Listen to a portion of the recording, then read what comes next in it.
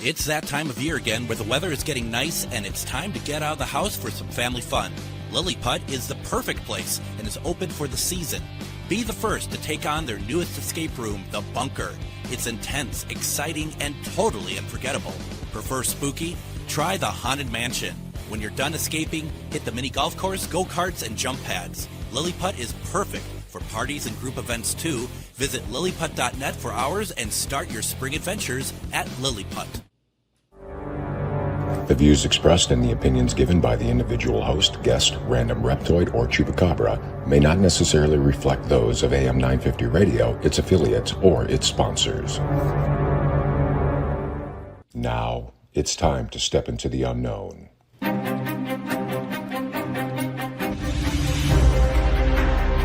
There are things people experience but never talk about. A shadow moving in the corner, flickering of the lights, a disembodied voice. We invite you to talk with us. Share your story, share your experience. Because this isn't just your story, this is our story. This is GhostBox Radio with Greg Bakun. And this is GhostBox Radio on AM 950, where every night we talk about the paranormal, ufology, Bigfoot, and so much more. My name is Greg Bakun. Thank you very much for joining me on this kind of a special anniversary night, actually. And this is one of those situations, I think, where things just kind of align appropriately. So first off, the anniversary here is, today is the 55th anniversary of the moon landing, okay? As our guest is going to tell us tonight, is it? That's kind of the question that we are going to be talking about tonight. We're having this fantastic conversation with author Craig Fraley.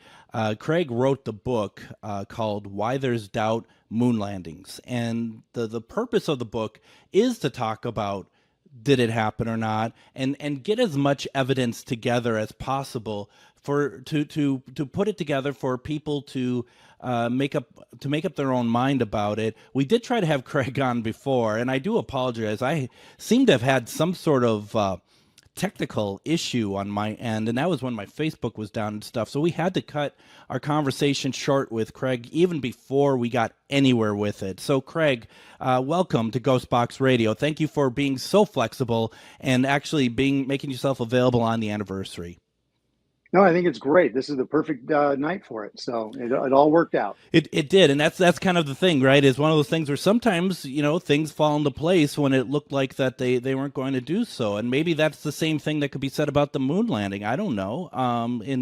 And that's the thing that, my whole life, and I can't obviously, I'm 50. So I can't exactly be like, well, I remember from the time I was 0 to whatever age that the people were thinking the moon landing was fake. But, when you're at a young enough age still, there is, that's something that still kind of perpetuates along. And, so it's like one of those things that seems to have always been with me my whole life, that the moon landing, that there was some doubt whether or not it was real or not. Yeah, and for me, I grew up believing that we landed on the moon. Mm-hmm. That's what we're taught in school. You've seen the videos, you hear the astronauts talk about it. And when I was a kid, there was a guy on the Mike Douglas show, which was a talk show. It was popular when I was a kid. And this guy's on there and he's saying we didn't go to the moon. And he had photographic evidence showing why we didn't. And I remember watching that episode as a kid, walking away from it going, there's no way that can be true. But then again, the stuff he was showing was pretty compelling. And so that, like you, it just stays with you in the back of your mind. Yeah. And years ago, we were having dinner with some friends. One was from Germany. And he said, nobody at home thinks you guys went to the moon. And I'm thinking, wow, really? And then so I started thinking about it. And there's millions and millions of people all over the world that don't believe we went to the moon. So where I came from this was, I'm not coming up from that we did or we didn't. I was very curious about why people were so committed into believing we did not, and what evidence do they cite to back up why they believe that. And then I'll just show this real quick so you can see the cover, because that picture plays a part in a little bit on the book. And so, yeah, we can just get into this conversation. And one thing I want to say before we get into it is that Nothing in this book I invented. Everything in this book is researched. You can find this yourself. You can find it in books and documentaries, YouTube. You can find it everywhere. And barely scratching the surface on any of these topics. You can go as far down the rabbit hole as you want on any one of these topics. So I'm not the expert, but I quoted, and I've got some stuff here from the experts that I'm going to refer to as we do this. And I do want to just point out that if you want to be like me and pick up the book, Why There's Doubt, Moon Landings, it's available on Amazon. And I mean, mine doesn't come with all the Post-it notes that you have in your book. Yeah. Holy cow. I mean, But you know what? You came loaded for this thing. It's only an hour show. I just want to make sure you know that. Okay. Oh, I know. But the thing is I want to make sure that I have all the highlights where I can find them, where we can talk about it. And everything that's on these Post-it notes, whether are in the book. So when you get the book, you got all this information. And I'm going to tell you also, I mean, my plan is not to let those Post-it notes go to waste. I mean, whatever we don't get through tonight, I would be more than welcome to keep, if you're up for it, to keep the conversation going on it. It's such a fascinating topic in general. It is. Let me ask you this, what was the attitude at the time of the space race, around the time to get the moon landing going? What was that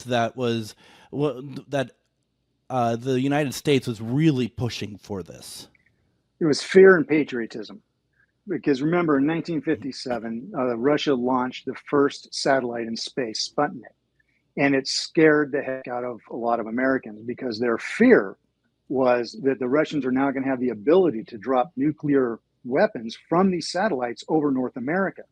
So this spawned, and now a lot of people believe that that's what started the space race.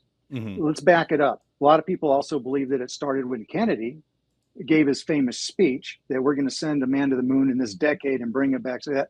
And by the way, his speech is written verbatim in this book, so you get every word of his speech is in here. But the space race actually started before that. It started in the last days of World War II, because when the Russians and the Americans, when they were going through Germany and winning the war, and they came across what the Germans were doing with rocket technology, it shocked them. I mean, it shocked the Russians and it shocked the Americans because the Germans were so far advanced in rocket technology and in their ballistic missiles that we weren't even doing anything like that. So the race began to capture the Russian scientists. The Russians wanted them and we wanted them. And so they almost got divvied up. And it was basically who could get away from the Russians fast enough to surrender to the Americans. And the Russians were ahead of us in a lot of these things. So they got a good bunch of the scientists. And then during a program called Operation Paperclip, we gathered up a bunch of scientists and we brought them to the United States to start working on rocket technology. So that was the beginning of the space race, was the end of World War II. And I find it, I tried to kind of talk about this the last time we had you on. The thing that still kind of surprises me a little bit is kind of the celebrityism, if you will, of Wernher von Braun being brought over. Wasn't he the head of the rocket group in Germany? Yes, he was the crown jewel in all the scientists that we were able to bring over. And he's a fascinating man. Now, von Braun was born into nobility when his mother had nobility on both sides. So he was born with the title of Baron when he was born. Oh, wow. And he was a brilliant child. He was very good. He learned to play the cello. He learned to play the piano at a very young age. He could play Bach. He could play Beethoven from memory. A few of his original compositions still exist. But his passion, ever since he was just a very young boy, was going to the moon. It is something that for some reason, that's what he was driven to do. He studied mathematics. He studied physics. This was his life passion. And when he was 13, he put a bunch of fireworks into the back of a wagon. He was trying to make a rocket-propelled car. All he did was blow the wagon up, scared a lot of people. He was taken into custody and released back to his parents. But so he'd been doing this his whole life. Yeah. And then what happens is he goes to school, and he's going to school for physics, and he's learning liquid fuel rocket technology. And then he graduates with a degree in physics, but then the Nazis come to power and they make it illegal for a civilian to work on rocket technology. So he has a choice. He can give up his life passion and go into some other field, or he could become a member of the Nazi Party and continue working on the rocket technology. And he struggled with this. And he talked to his superiors in where he was working, and they said, look, if you want to keep working on rockets, you've got to join the Nazi Party. So he does, and he does it reluctantly. Now, Himmler is getting bigger and bigger up in the Nazi Party, and he's starting to get interested in all this rocket stuff. And he basically demands that von Braun join the SS. Now, von Braun does not want to do that. And again, his superiors say, look, if you don't join it, you're going to be out of a job. So he joins it. Now, he's get promoted throughout the SS a couple of times. And these are just promotions he received in the mail. There's no evidence to show that he ever participated in any of the political activities of either the Nazis or the SS. He just was doing this because he had to do it. He'd wear the swastika on his uniform when it was advantageous for him to show support, but he was never actively involved in any of the political process. Now, a very interesting man, because now he becomes a head of Mittelwerk, which is where they built rockets during World War II. And Hitler is wanting to make these into all weapons. Now, von Braun always states his goal was only to make something that could go to the moon. But they packed them with warheads and explosives, and they shot him over London. So some people view von Braun as a war criminal, not because of the rockets that went over to London and killed innocent civilians. The reason is because the plant where they built these rockets, more prisoners died making the rockets than were killed by their use of them, because the conditions were horrific. So von Braun comes under scrutiny for this, and he testifies, and he has witnesses on his behalf to testify to him after the war, that he was appalled by these conditions. He tried to interject, and he was quickly told, if you don't mind your own business, you'll end up in the same striped pajamas as the people making the rockets. And then another person, and it's quoted in the book, the article is from the Huntsville Times, and he was asked if he could have intervened in that. And the quote was, and this gentleman who worked with him, Conrad Donnenberg, he said, if he had done it, in my opinion, he would have been shot on the spot. Yeah. So he has to just build these rockets, is what he's doing. And I'm not saying he was a good guy or a bad guy, but now here's what's really interesting. The war's ending. The Russians are coming fast. He does not want to be captured by the Russians because he knows how they treat the prisoners of war. He wants to surrender to the Americans. And there's this harrowing event that happens where he ends up breaking his collarbone and his arm, getting away. And so he can get to the place where he can be, surrendered to the Americans. So the Americans get him. What the Americans do, once they realize who they've got, they bring him over in Operation Paperclip. They don't tell the Americans that they have him for many, many months later. But in the meantime, they expunge his Nazi record. And they basically give him a path to citizenship, and now he's working on the American rocket program. Now, that's 1945. Only 10 years later, in 1955, guess what his title is? He is the technical advisor for Walt Disney Studios. That's right. So he's working for Walt Disney Studios, making space films to help promote space exploration to the American people. This is going to be very expensive. It's going to require everybody on board. So they're doing everything they can to start prepping the groundwork to get people excited about us going to the moon.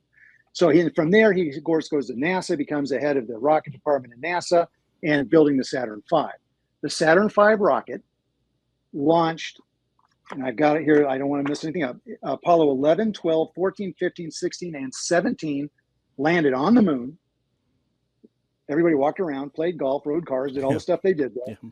And then came back safely with the Saturn V rocket. And we'll get more into the Saturn V rocket in just a little bit. But now, the Saturn V rocket was developed based on the rockets he was shooting into London from Germany, which were called V2 rockets. And the V stood for vengeance, a vengeance weapon. So that brings us up where, for von Braun, how he got over here to be a part of NASA. Wow. And, it's interesting, too. I mean, I'm sure there's no correlation, but Saturn V would have been a Roman numeral V. Yes. Is that something? It's crazy. And I don't want to take us too far off topic, but, one of the things I read about, too, about like that he is working with Disney and stuff, that one of the things I see crop up is the fact that people believe that that Disney Studios had a hand in the creation of the footage being shot for the fake moon landing. You know what I mean? That, you know what, I haven't come across that, but we'll get into Stanley Kubrick in a little bit. Yeah, and that was all most part of it people too. believe that. Yeah, and I'm sure that Disney helped with some of that as well. I mean, they had the facilities, they had the money, they had the technology to do that. It's absolutely unbelievable, and there's so many rabbit holes to go down here. Why don't we do this? First of all, once again, we're talking with Craig Fraley. We're talking about Why There's Doubt, Moon Landings. It's available on Amazon. Please go check it out. I've read the book. I'm enjoying everything about it. I love your take on it. But why don't we go ahead and do this? Let's take our first break. When we come back, we're going to continue our conversation about why there is doubt with the moon landing, plus, anything else. And there's so many places to go. I don't even know where we're going to go. You're listening to GhostBox Radio on AM 950.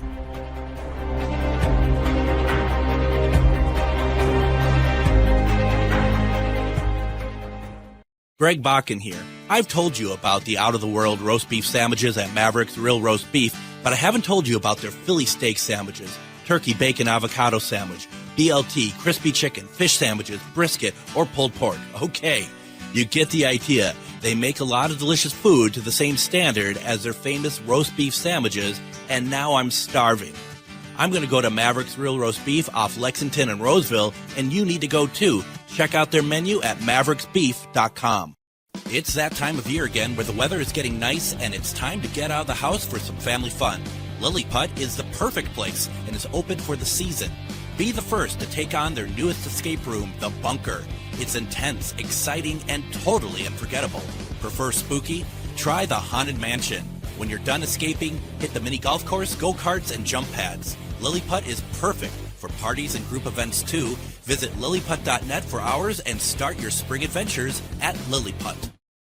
Des Moines Con returns to the Iowa Events Center Hy-Vee Hall May 30th through June 1st. Des Moines Con is a celebration of comics, toys, TV, film, art, cosplay, games, and all things nerdy. It's also a family-friendly event where you can meet your favorite celebrities, browse the vendor hall and artist alley for the coolest merch, watch celebrity Q&As, and even more. Des Moines Con is bigger and better than ever before, with guests like Daredevil himself, Charlie Cox, Vincent D'Onofrio, also from Daredevil, Full Metal Jacket, Law & Order, Saturday Only, plus other great guests from voice actors to authors over the entire weekend. 3 days of action-packed fun at the Iowa Events Center Hy-Vee Hall. Tickets start at $60. Kids tickets are just $8 for the entire weekend. Don't wait to get your tickets. Buy your tickets and get more information at DesMoinesCon.com. And don't forget, Madison Comic and Pop Culture Expo and Twin Cities Con are coming up this year too. New guests are being announced all the time. Go to NerdStreetUSA.com for more information. Have you ever met someone who not only can help you on a deep spiritual level, but also potentially change your life? Refined Divine is an extremely gifted psychic medium who travels the nation and lives right here in the Midwest. And she offers mediumship, mentorship, house and business parties, energy healing, palm readings, and so much more. Refined Divine has helped thousands, and she can help you. Hi, this is Psychic Medium Deb. I cannot wait to hear from you. You can go to refineddivinepsychic.com. Greg Bakun here. I love historic tours of Minneapolis and seeing everything it has to offer. But if you know me, I like to include a little spooky in my tours, which is why I found the perfect combination. Minneapolis Trolley Tours does this amazing candlelight ghost tour that you have to check out. It's an extremely immersive experience. It's a trolley trip that starts out at a haunted mansion, traveling around Minneapolis locations exposing ghost stories that the public and business owners would rather left untold.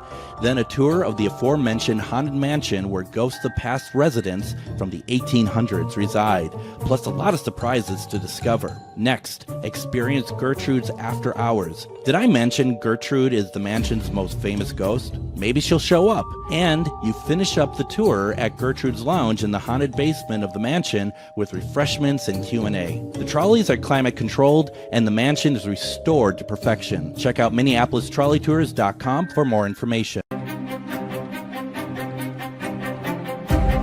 And welcome back to GhostBox Radio on AM 950. My name is Greg Bakun. It is the anniversary, the 55th anniversary of the moon landing from 1969. But is it? And that's what we're talking about tonight. I'm very happy to have author Craig Fraley with us as we're talking about his book, Why There's Doubt, Moon Landings. It's a fantastic book where Craig has culminated all of this information, and not to tell you one way or the other whether or not the moon landing's fake or not, but what do you think? You know, here's information on both sides of it. Why people think it's fake, why people don't think it's fake, and I think that's such a fantastic way to get a book out there, because I love the fact that something like this, I think it does require people to kind of make up their own minds, Craig. It just feels like to make a lot more sense to me. Yeah, you know, and somebody had a good quote, and I can't remember, and somebody told me this, and they said basically what they believe with the moon landings is that technology finally caught up to the lie. Yeah. And that's really, and because science doesn't lie, math doesn't lie. You can't, 2 and 2 is 4. Radiation is real, gravity is real. There's certain things they're real that you can't spin any other way. And let's talk about that next, the Van Allen belts. A lot of people may not even know what that is. I think that's a great way to go. Thank you. You got it. So now remember 1958, you know, the Russian had already launched Sputnik. Now, here's some firsts the Russians had. They were the first to launch a man in space. They were the first to have a man do a spacewalk in space. They were the first to launch an animal in space. They were the first to launch a satellite in space. They were the first to launch 2 orbiting bodies at the same time in space. And after we even landed on the moon, they were the first to land a lunar rover on the moon, a remote controlled one. Mm-hmm. So in spite of all these firsts, in our technology at this time, we were blowing rockets up. We were trying to get them to go up, and they kept falling over and blowing up on the pad. You can go and look this up yourself. Yeah. So in the face of all of this going on, Kennedy comes out and says, we're going to the moon in 10 years, and we're gonna, and then NASA's like, crap, how in the hell are we going to do that? Right, I can imagine, yeah. Yeah, so now it's on them to make this work. So, because Kennedy's right now, he's getting all this money funded. He's getting Congress to approve all these hundreds of millions of dollars to make this happen.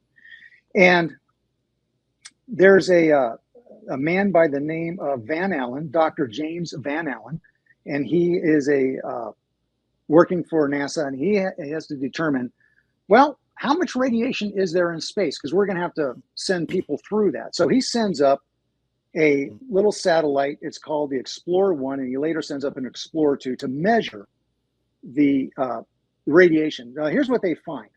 They find that we have 2 orbiting bands of radiation going around like a donut around the Earth. Got it.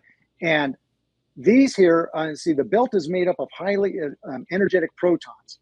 These energies exceed 30 million electronic volts, and the intensity of these protons is 20,000 particles per second, crossing a spherical area of 1 square centimeter in all directions. There's no getting away from it.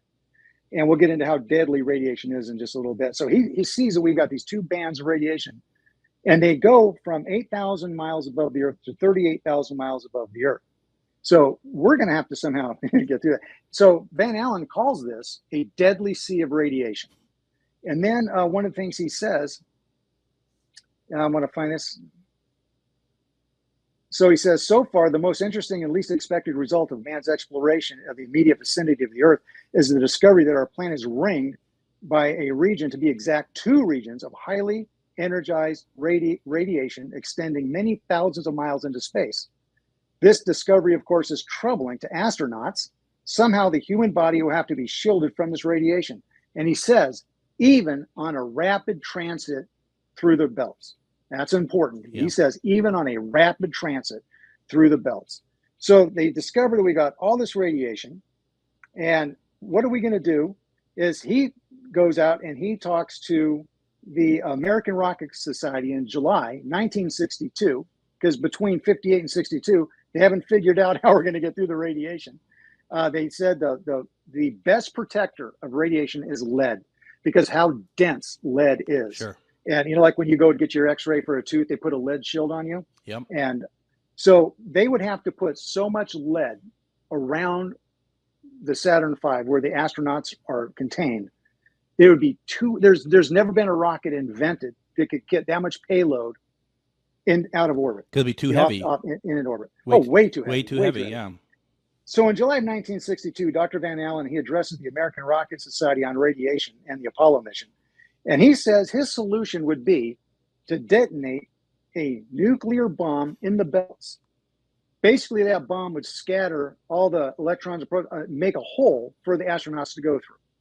So NASA denies that they ever did anything like that. However, coincidentally, in July of 1962, our military detonated it was a 1.5 megaton thermonuclear device. They called it Project Starfish. You can look this up. Mm-hmm. And they blew it up in the portion of the Van Allen belts. And here's what happened. Did they blow a hole in the radiation? No. They created a third ring of radiation 25 times more lethal than the Van Allen belts. Oh my God.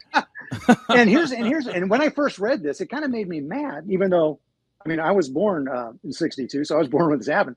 But when these scientists did this, and I read one article, some of them weren't even sure if they were going to catch the atmosphere on fire, but they did it anyway. They didn't care. And I mean, no, and it just amazes me people can be allowed to do this kind of thing. So now they've got 3 deadly bands of radiation. So we didn't fix it; we made it worse. Yep. Sounds about right. Yeah. Okay. Yeah, and then it knocked out satellites. There were several satellites that just stopped working. They were in orbit, and so that's what happened there. So now we still are going to send these men through radiation. Now, how dangerous is radiation to the human body? So I've got this on here. The following is from space.com. Radiation in space takes the form of subatomic particles from the sun, as well as sources from the Milky Way, galaxy, and beyond. These high-speed particles tear through DNA molecules, splitting them, damaging their instructions that they have encoded for cell reproduction. The damage can lead to cancers and all sorts of other diseases. So radiation is extremely dangerous. And then the following was a quote from Peter Dedon. He's a member of MIT's Radiation Protection Committee. He said, what happens in the molecules of radioactive elements undergoes decay, emits high energy particles. If you stand in the way of those particles, they're going to interact with the cells in your body. You literally get particle and energy packet moving through your cells and tissue. And like one physicist said, when this little bit of radiation hits you, it tears through your cells like a cannonball. It leaves damage when it does so. So what was there?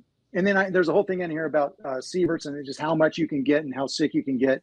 I mean, when you go to an X-ray machine, you get 0.000.5 milliliters of a sievert. Very, very little. Yep. But even then, they put that lead shield on you and the technician walks out of the room. So imagine what you could get if you were going through the Van Allen belt. So when NASA's answer, when asked, how did the astronauts survive the Van Allen belt? Remember, they did this, 6 times? Yep. Up and back. You got to go through it twice. Right. They said, and I'm not kidding, they said they went through it really fast. That's their answer. They went through it so fast that it had little to no damage. Now, here's another researcher put it in a good analogy. He goes, that's just like saying you're going to go from one end of the swimming pool to the other. You can either swim or you can swim really fast. Either way, you're going to get equally as wet. Right. And unlike radiation, you can wipe water off with a towel. You cannot do that with radiation.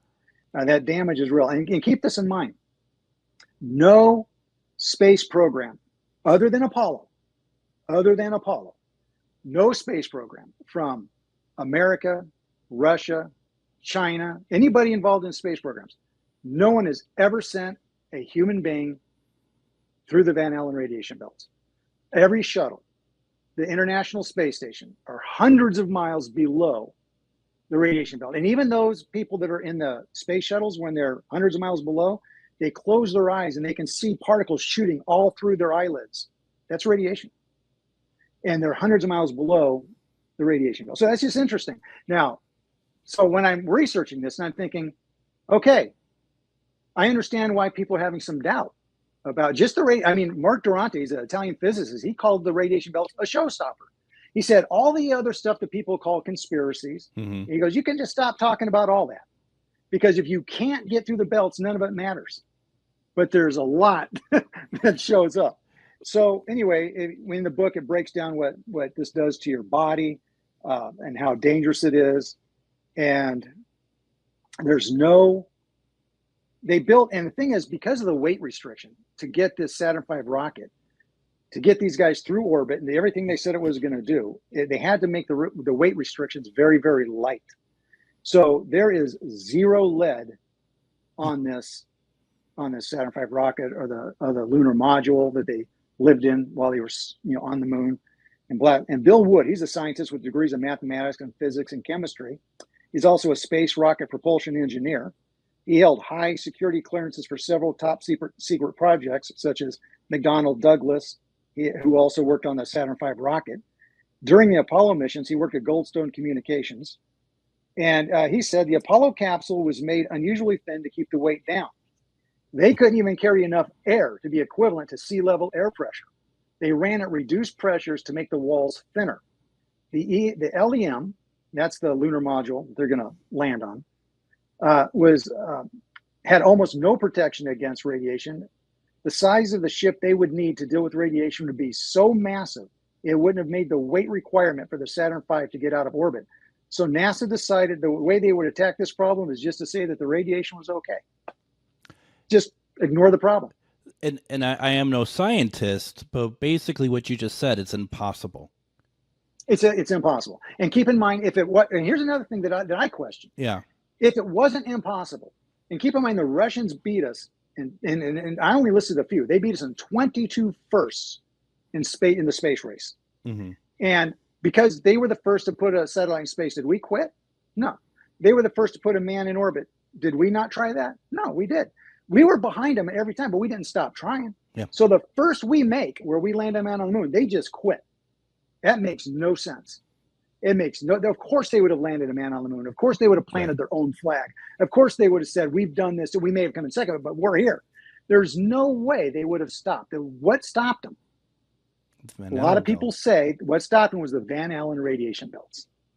Like because you can't get there. And just to be clear, folks, if you buy this book, it's not just one page saying it's because of the Van Allen belt, and there's a lot more to it. There's a lot more to it than that. But I mean, that is incredible. And it defies any sort of explanation. And to your point, because it's like you think about it. I mean, to the layperson such as myself who doesn't know anything about anything, I'm going to be like, you go into space, you go into space. So the first man in space from Russia, it's just like that. To me, that's no different than going to the moon. And you would have to think that's what NASA and the government kind of play off of, is people like me who's not questioning. We just take it at face value.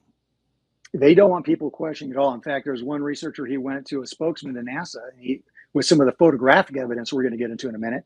And he said, this is just claptrap pseudoscience. And if you find any evidence that NASA, you don't bring it to NASA. That was his response. Right. So NASA does not want to be questioned about this. They don't want to have a conversation about this at all. I want to bring up one more thing about the Van Allen belts. And now there's a scientist. He works for what's called the Orion Project. This was in 2017.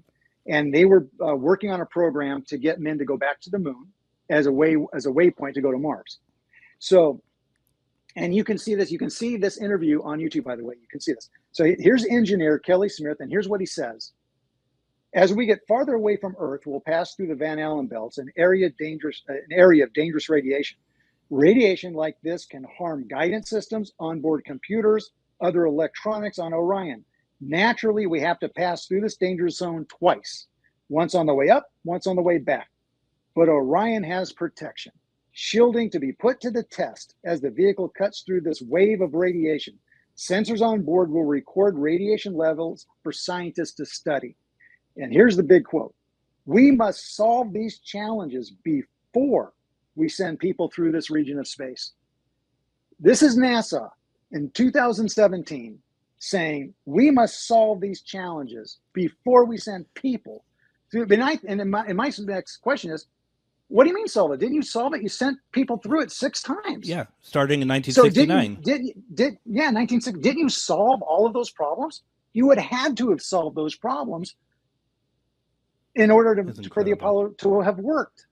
But here's NASA saying in 2017, we're still working on it and we still haven't solved the problem. So, like I said, this kid, I call him a kid because I'm probably older than he is.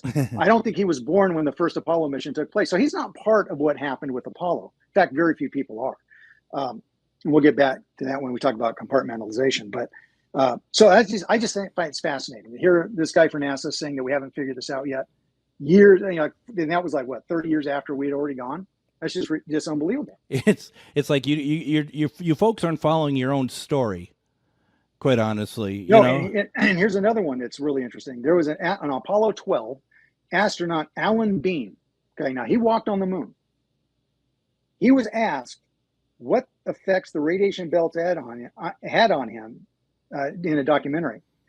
Here's his reply: "I'm not sure we went far enough out to encounter the Van Allen belt." What?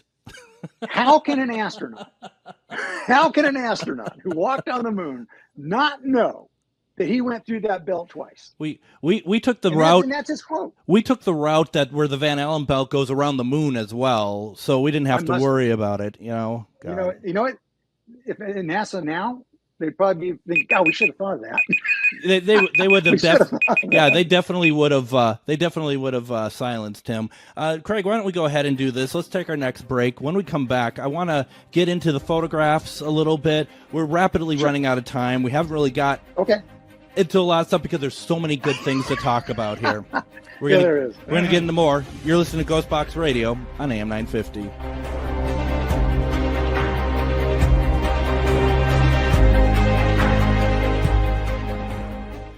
Greg Bakun here. I love historic tours of Minneapolis and seeing everything it has to offer. But if you know me, I like to include a little spooky in my tours, which is why I found the perfect combination. Minneapolis Trolley Tours does this amazing candlelight ghost tour that you have to check out. It's an extremely immersive experience. It's a trolley trip that starts out at a haunted mansion, traveling around Minneapolis locations exposing ghost stories that the public and business owners would rather left untold. Then a tour of the aforementioned haunted mansion where ghosts of past residents from the 1800s reside, plus a lot of surprises to discover. Next, experience Gertrude's After Hours. Did I mention Gertrude is the mansion's most famous ghost? Maybe she'll show up. And you finish up the tour at Gertrude's Lounge in the haunted basement of the mansion with refreshments and Q&A. The trolleys are climate controlled and the mansion is restored to perfection. Check out MinneapolisTrolleyTours.com for more information. Have you ever met someone who not only can help you on a deep spiritual level, but also potentially change your life? Refined Divine is an extremely gifted psychic medium who travels the nation and lives right here in the Midwest. And she offers mediumship, mentorship, house and business parties, energy healing, palm readings, and so much more. Refined Divine has helped thousands, and she can help you. Hi, this is Psychic Medium Deb. I cannot wait to hear from you. You can go to refineddivinepsychic.com. Greg Bakun here. Like you, I love good, fresh, delicious food. So I want to tell you about this treasure in Roseville called Maverick's Real Roast Beef. Maverick's has the best roast beef sandwiches I've ever had. Made fresh every order. Add fries or onion rings dropped in the fryer when ordered, and you have a winning combination. Maverick's Real Roast Beef has a lot more than roast beef, so check out their website, mavericksbeef.com, or check out their restaurant on Lexington in Roseville. It's that time of year again where the weather is getting nice and it's time to get out of the house for some family fun. Lilliput is the perfect place and is open for the season. Be the first to take on their newest escape room, The Bunker. It's intense, exciting, and totally unforgettable. Prefer spooky? Try the Haunted Mansion. When you're done escaping, hit the mini golf course, go-karts, and jump pads. Lilliput is perfect for parties and group events too. Visit lilliput.net for hours and start your spring adventures at Lilliput. Des Moines Con returns to the Iowa Events Center Hy-Vee Hall May 30th through June 1st. Des Moines Con is a celebration of comics, toys, TV, film, art, cosplay, games, and all things nerdy. It's also a family-friendly event where you can meet your favorite celebrities, browse the vendor hall and artist alley for the coolest merch, watch celebrity Q&As, and even more. Des Moines Con is bigger and better than ever before, with guests like Daredevil himself, Charlie Cox, Vincent D'Onofrio, also from Daredevil, Full Metal Jacket, Law & Order, Saturday Only, plus other great guests from voice actors to authors over the entire weekend. 3 days of action-packed fun at the Iowa Events Center Hy-Vee Hall. Tickets start at $60. Kids tickets are just $8 for the entire weekend. Don't wait to get your tickets. Buy your tickets and get more information at DesMoinesCon.com. And don't forget, Madison Comic and Pop Culture Expo and Twin Cities Con are coming up this year too. New guests are being announced all the time. Go to NerdStreetUSA.com for more information.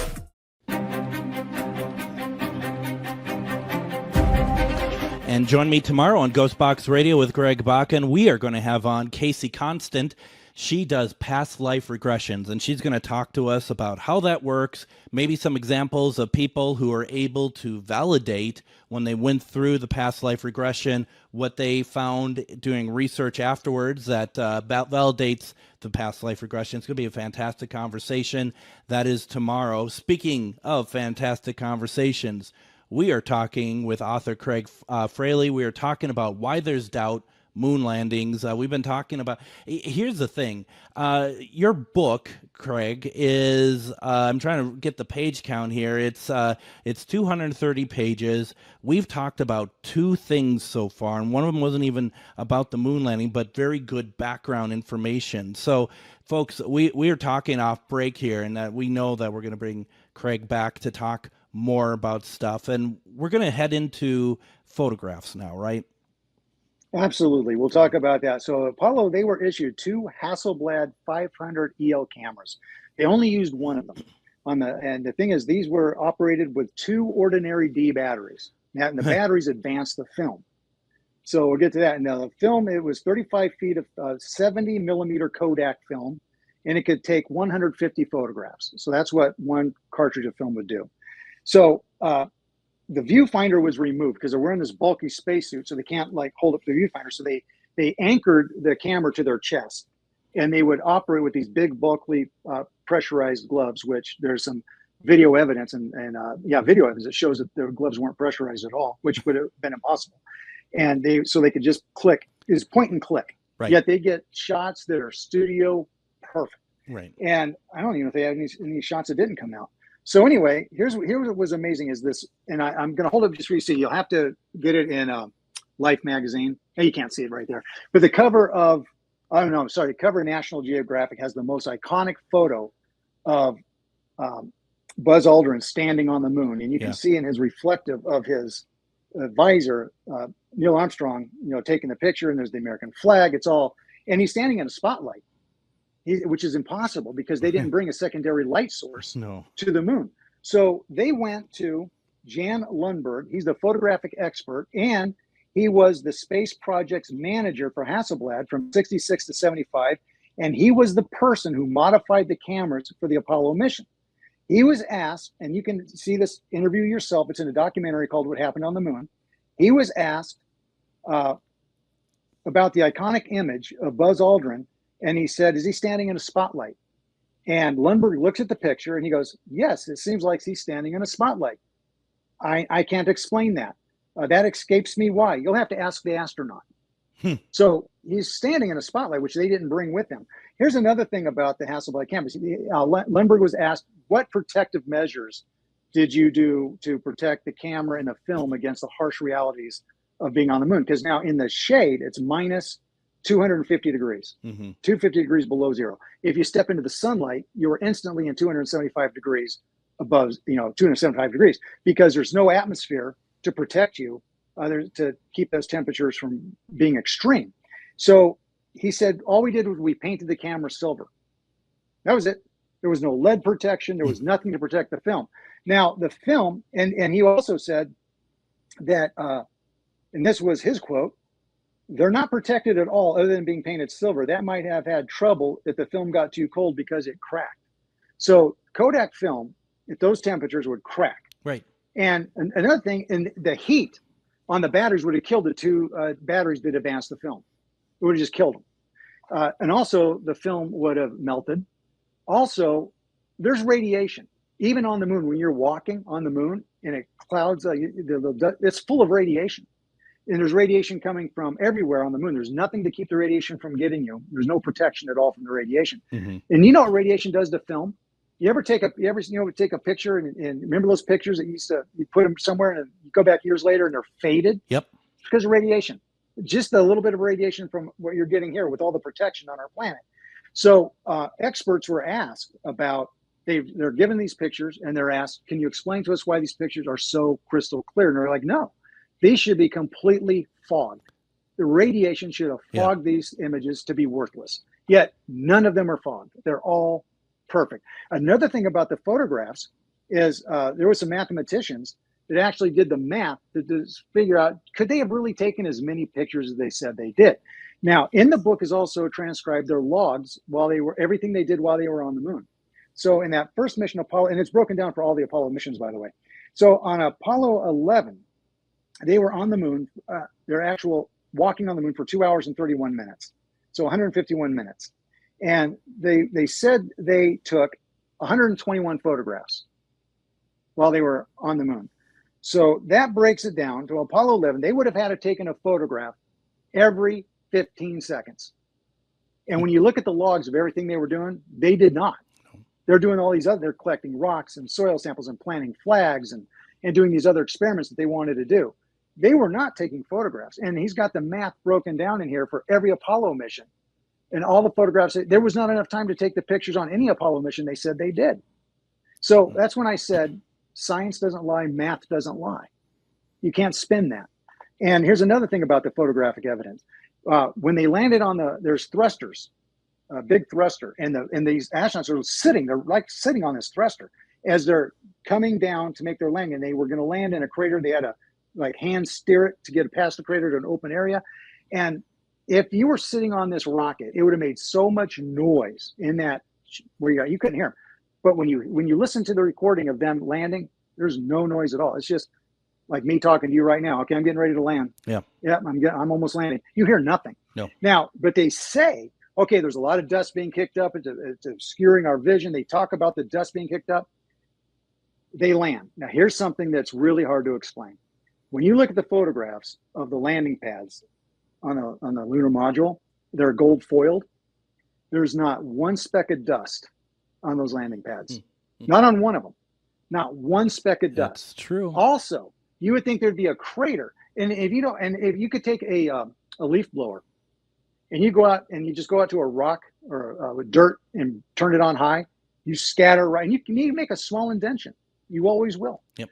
Now, they landed on what was supposed to be this very billowy stuff flying everywhere. There is no crater under the moon. There's no burn mark under the moon. There's nothing. It looks like they just set this lunar module on there. But here's another thing that is really hard to explain. There are footprints in the photographs under the lunar module. Nobody walked under it. And it never moved. Nobody walked under it. It never moved. You can't explain that stuff. That's incredible. So, yeah. And let's see, is there anything else about that? Well, let me back up. Go ahead. I was just going to say, too, some of the research that I was looking into that people are talking about, too, like with some of the photos, that there's crosshairs in the photos. Yes. And that it seems like sometimes they're very prevalent. Sometimes they're almost behind what they're shooting. Right. And that's broken down in this book as well. And that's brought up that's something the researchers cite is the crosshairs show up sporadically. They should be on every single photo and they should be very consistent where they show up. And they're not. Some they're not there. Some they're behind an object. Some they're in front of the object. Should not be that way. So they bring that up as well. And the other thing they bring up, go ahead. I was just going to say real fast, too. And another thing that I thought I heard about was, I mean, we are all aware of the blurry footage that had been broadcast live around the world. But my understanding was that NASA had always said that there was a more of a pristine, really good quality recording of them on the moon as motion opposed to stills, but they had lost it, that it doesn't exist. Oh, yeah. But they say they accidentally destroyed it. Yeah, they copied it over by using the tapes of something else. So think about that. This is the most iconic event in human history. Right. most iconic event in human history, you would preserve every single thing that made this work. Because, I mean, there's nothing greater that's ever happened than you put a man on the moon and brought him back. And you would have preserved, if you had clear images, yes, you would have preserved that. That tape wouldn't have been just put in another VCR unit and taped over. Yeah. And here's another thing a lot of people don't know is that the images that the people saw were not live images coming directly from the moon. They had to be bounced to Earth, and I believe they had to be relayed into Australia. We had NASA people there. And they filmed, and this was bounced onto a TV camera, which degraded the picture even more. Yep. Then they filmed the TV camera, and then they sent that film out for everybody to watch. Wow. So you're watching a video looking at a TV screen, and you know, like when you film a screen, it's distorted a little bit. And you get, well, that's part of the reason why is nobody got to see the live footage for real. It was all, that's the way it was done. Then we'll get into more of that in a little bit. I'm trying to think if there's anything else about the photographs. Well, the video as well, like when they had the rover on future Apollo missions, they talk about a lot of people cite that it would have been impossible when you see the rover driving around and you see the plumes of dust. Now, here's the thing. When you're on Earth, we have an atmosphere. Yeah. And when you see a doom buggy driving around kicking up dirt, it hits the atmosphere and it comes back down. Hits the atmosphere and falls. It only gets so high. It's called a rooster tail on the back of a wheel. So it hits the atmosphere, down it goes. On the moon, with no atmosphere and very little, it's like 1/6 the gravitational pull of Earth, there was nothing to stop the dirt from floating up and just keep floating up and floating up and floating up. Right. Nothing to stop that, no atmosphere. Right. But when you watch the video of them riding on their lunar rover, and you see that rooster tail, it goes up. And even though they slowed it down for a slow motion video, and that's what researchers are citing, that they slow this down for slow motion, because when they speed it up 2 times, it looks just like if you're driving it on Earth. But you slow it 2 times down, and it looks like it's slow motion. But even in slow motion video, the rooster tail hits an atmosphere at the same height you would hit here on Earth, and it falls down. It didn't keep floating up. So they cite that. Another thing they cite in the video evidence is that if a man weighing like 160 pounds with his PLIS system, his backpack they wore and everything, he should be able to jump, so many feet high in the air. On Earth, with all that, you jump 18 inches. So there's video footage of an astronaut jumping up in the air to show how high he can jump on the moon. And mathematicians have done this, and it's all broken down in the book. They measured from the base of the ground to the top of his boot as he's jumping. And how high did he jump in reality? 18 inches. The same height he would have jumped had he done it here on Earth. Wow. So did they do that in a studio? If they did in a studio, then that makes sense. That's the outcome you would get. Yeah. Yeah, and let's see, what else do we have about the photograph stuff here? And we have about 2.5 minutes left. And one of the things too that's interesting about that is like you kind of alluded to earlier, that a lot of people believe that Stanley Kubrick was involved, especially with 2001: Space Odyssey. Yes, they called Stanley Cooper's facility in England NASA East. And that's what the NASA people called it, because NASA had been instrumental in him getting 2001: Space Odyssey made. They worked with each other on that, and 2001: Space Odyssey came out the year before the Apollo landing took place. And what Kubrick did in the Apollo in that film is he showed us what it should look like when a rocket blasts off. He showed us what it should look like with people moving in slow motion. He showed us what a moon landing should look like a year before it actually happened. And then when it actually happened, it very much mirrors what we saw in 2001: Space Odyssey. Now, there are scientists who have come forward and they have said that, first of all, with no gravity and no atmosphere on the moon, you should not be walking in slow motion. What is there to slow you down? You should be moving faster. But yet it mimics what Kubrick did in 2001: Space Odyssey. There's a lot about him, but because I know we're running out of time, but I'll just tell you that people think that he put some clues in his movies indicating that he worked on the movie, because you couldn't tell anybody he did this. Absolutely. And remember the movie Wag the Dog? Yeah. This was like a real life Wag the Dog. Yeah, so totally. I'm gonna just give you, here's a couple of things in the movie The Shining that he did. Remember The Shining with Jack Nicholson? Yeah. So here's a couple of the clues that researchers think he put in. And when you add one by itself means nothing, but listen to this. There's a photo of a rocket launch on the refrigerator. Danny's the little boy. Danny's clothes are a combination of red, white, and blue throughout the film. In one scene, the American flag is hanging in reverse on the wall. Some researchers believe that's a statement that all was not right. The typewriter Jack uses is an underword Adler. The word Adler means eagle in German. The name to the Apollo 11 landing was Eagle. On the windowsill of the manager's office is the American flag and a gold bust of the American eagle, but not just any bust. It's the same design that was used for the Apollo 11 logo. Jack is throwing a ball against the wall that has a Native American symbol painted, which resembles the Saturn V rocket blasting off. And I'll just skip to the one I think was the really, really interesting. Danny, the little boy, is playing with his toys on the floor and arranges them so where it can be interpreted to look like a launch pad. He stands up. He's wearing a knitted sweater with a rocket on the front, and the rocket's blasting off, and the rocket is embroidered Apollo 11. We're gonna all that's in that movie. It's a lot. We're gonna have to leave it there because we're running out of time, and it really bums me out. But we're gonna have you back. We're gonna talk about murders. We're gonna be talking about spacesuits, or you call space costumes. A lot to talk about. Oh yeah, some researchers. Craig, take care. Thank you so much. Thank you so much. Thanks for having me. That was awesome. I hope you all enjoyed it. We'll be back tomorrow with Casey Constant. Take care, everybody.